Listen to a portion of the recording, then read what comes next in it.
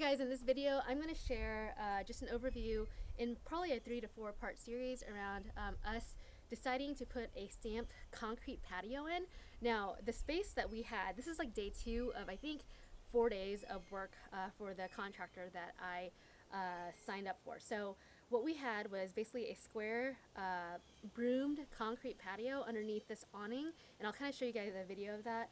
And basically what I wanted to do was kind of extend it out all the way here so we could have a fire pit over here so that the kids can make s'mores, and I can put those I can't say the word, those chairs, Adirondack chairs, around the fireplace. That's my vision. And then basically want to kind of walk through all the things that we've learned along the way to make sure that you guys, if you're thinking about putting a stamped concrete patio in, that you make sure your contractor does the right way. Okay, so what I wanted to kind of share with you first is my contractor experience.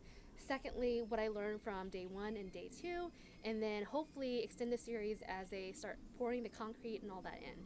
So I am outside, so I apologize for all the noise, but in terms of contractor selection, oh my gosh, this was a complete cluster, right? Just trying to find a contractor, because right now, based on the macroeconomic climate, it's really hard to find contractors. And I live in a small town of 8,000 people, and there's a nearest metro area is like 30 minutes away, so it's not like too bad. I live in the burbs basically, and we found 8 different contractors. And to do this space, I think it's about 800 square feet. Don't quote me on that, but I'll go ahead and put a picture up so that you guys have the exact measurements. I got quotes all the way from 10,000 to like 45,000 to do a concrete stamped patio with all the same specifications. So it was literally unreal. And so once I started asking questions, what I learned is that a lot of them will require like half down. The more reputable ones will require like 25% down, and the folks that have been in business for a while don't require anything up front. So what I've learned is that if you start asking a lot of questions, the ones that are like on the lower end of the scale generally will start like saying, hey, we're not interested in this project anymore. So that's something to watch out for, because I felt like I just wasted my time waiting for them at home to come and get the estimate. And really the estimate process, it literally is like a 30-minute session. They come to your house, you plan it, and then they come, you give them the vision. And what I have found, I know this sounds really bad, is that some of them actually do a design mock-up for you, which is really awesome. If I had the money, I would have gone with the company that would gave me the mock-up, but they understood my vision. They drew it out so that like I could see what it looks like. And so that was really, really great in terms of just making sure that my vision was sound. But if you guys have the ability to hire maybe a designer prior to getting an estimate, go ahead and do that, because that will at least like allow you to have a picture that you can send to other contractors to get an estimate. Some of the estimates were actually done all online, because they could do a drive-by and then look at the picture so that you can figure out like what the cost is going to be. But like I said, from 10,000 all the way to like 45,000 was the range. The 10,000 folks required like 50% down, and I said, hey, I want to see if we could like change the milestones a bit, and I think they kind of balked at that.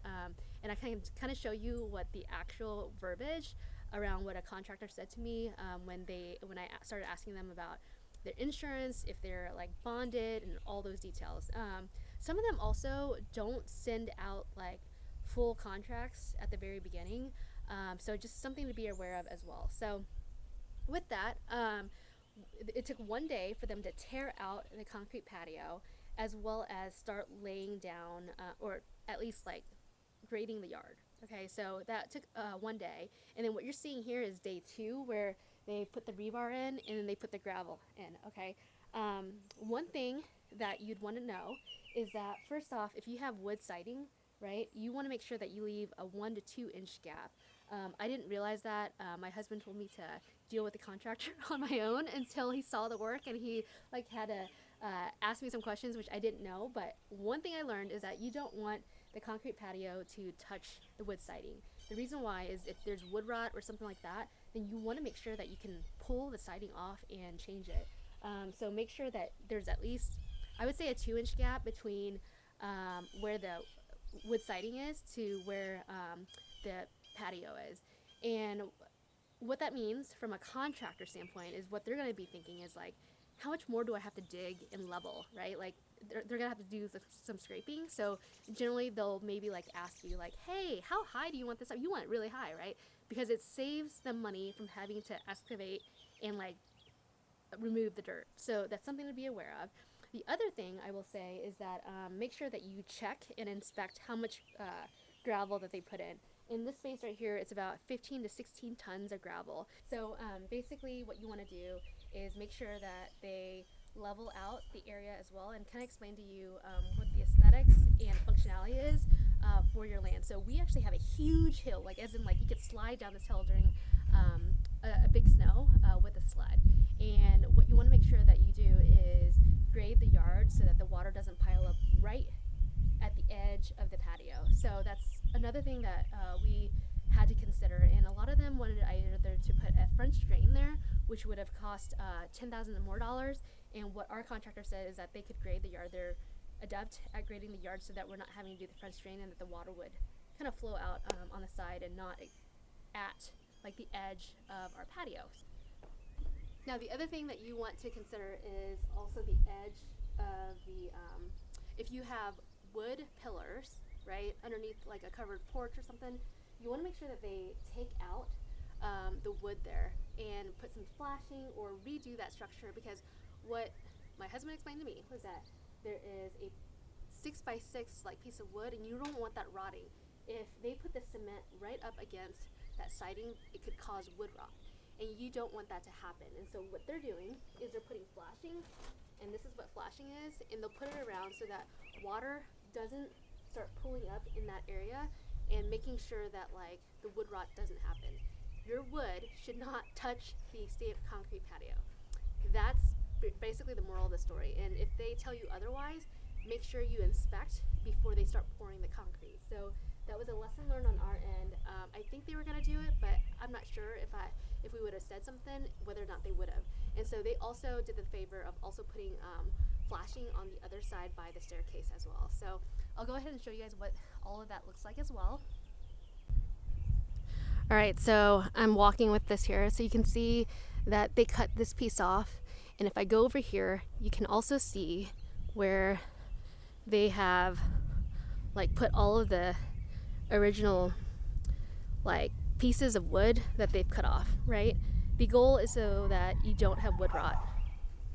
So here you can see that before, like I told them to actually like put it near the house, but then after my husband looked at it, we want it 1 to 2 inches away from where that wood is.